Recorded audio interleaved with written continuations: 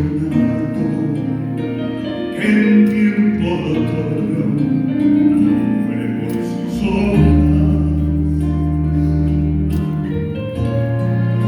Al fin la tristeza es la muerte lenta de las simples cosas.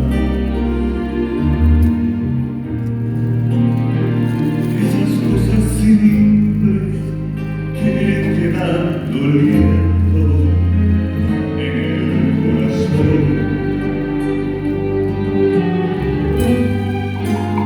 Uno vuelve siempre a los viejos sitios donde amó la vida,